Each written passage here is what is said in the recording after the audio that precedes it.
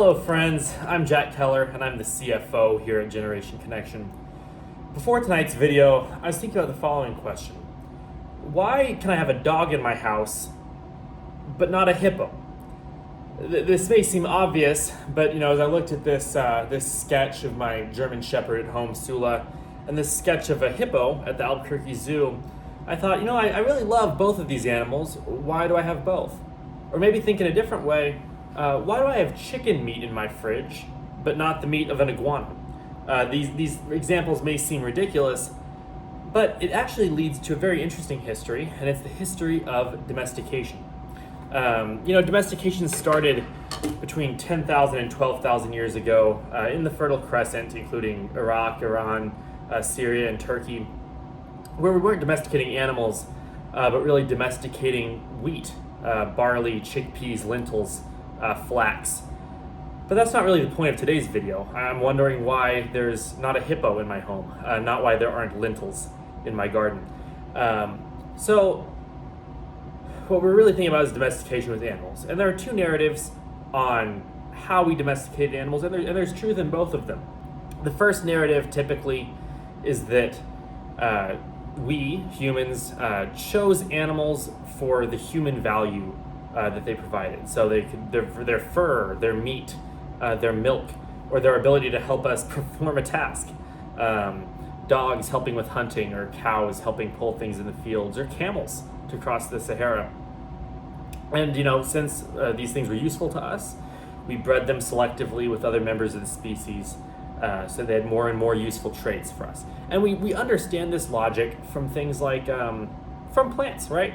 The strawberries we eat now are a lot bigger than the wild strawberries you might find walking down a path in Colorado, or a banana that you might see in Hawaii compared with a wild banana out in Central America. These things are very different sizes, and that's because we've bred them selectively. So in this narrative, the limiting factor on whether something is domesticable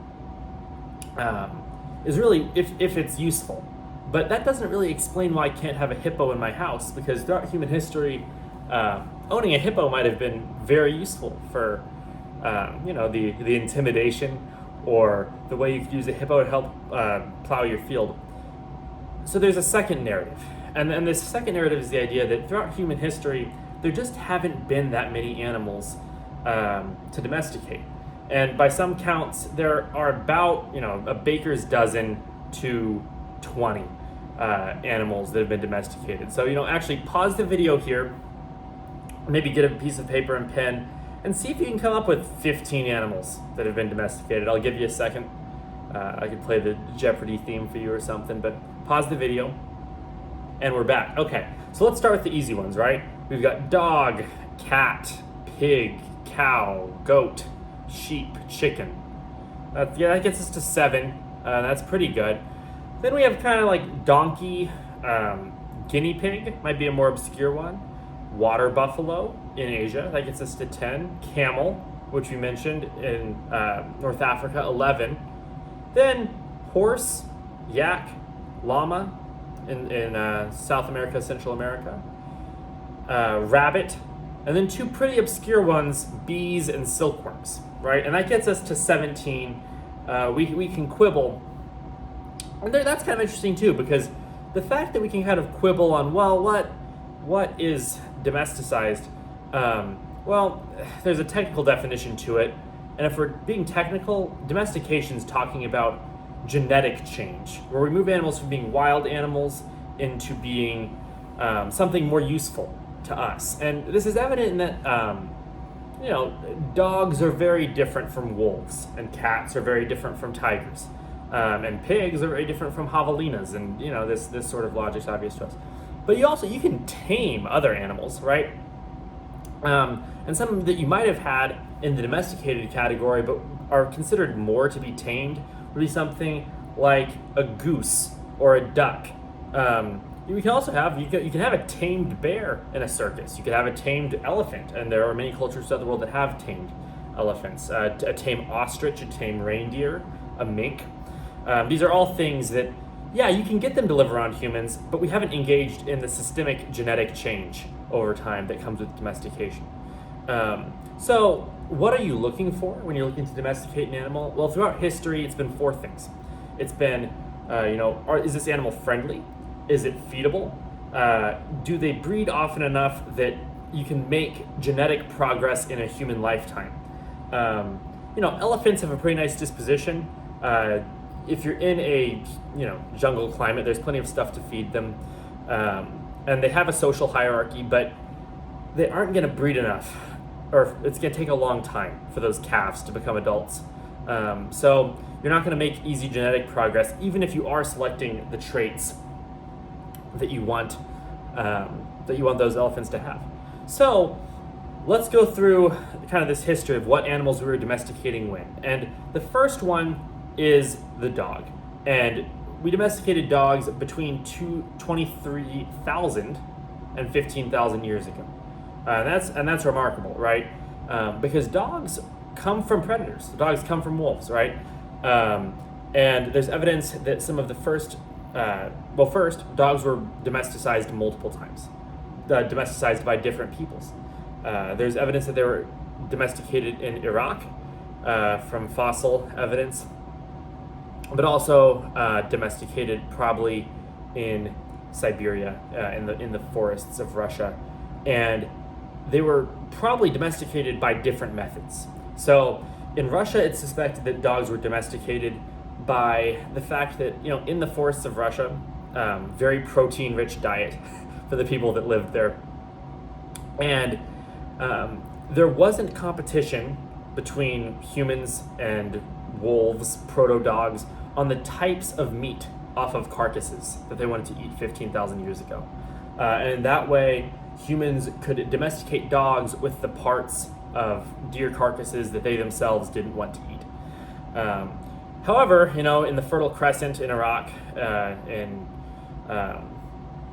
modern day Saudi Arabia, Syria, Israel, dogs were domesticated based on the fact that as civilization formed, beta wolves that were not at the top of their social hierarchy and that were used to being kind of beat up by the alpha wolves and had a lessened fear response, would get closer and closer to the towns. And that gave the people living in those towns opportunities to hand over food to the wolves and slowly domesticate them into our furry friends, into Sula the German Shepherd. So, first dogs. Then, right after that, closely followed, we get sheep and goats, chickens, and specifically, you're looking at 10,000 years ago, probably also in the Middle East, we domesticated sheep. Also, around that time, the first domestication of cats. It makes sense. I'm not a cat person so much, so cats took a little bit longer. 9,500 years ago, cats are being domesticated in Egypt and in Cyprus. After that, we get the domestication of pigs, and pigs were domesticated simultaneously in China and in the Middle East about 8,000 years ago, followed by the domestication of cattle in Europe around 8,000 years ago. And then you get the domestication of like water buffalo or Asian cattle about 6,000 years ago, likely in India and in Pakistan. And actually, it's another case where they're domesticated more than once. Cattle's temperament were such that different people could domesticate them simultaneously, and it wasn't necessarily from the same bloodlines. So here in America, we kind of have cattle from the tradition of the European cattle, but similar temperament in the water buffalo, just bigger horns, different feet. Then 6,000 years ago, you get horses, and horses, until the telegram, the fastest way to get information across anywhere was a person on a horse, right? So horses have concretely been, by sociologists, been determined to have been domesticated 14 individual times, and probably more. But they were domesticated very successfully on the steppes of Asia, in modern Kazakhstan, modern Mongolia. That was about 6,000 years ago. And then in the New World, 4,500 years ago, you get the domestication of llamas.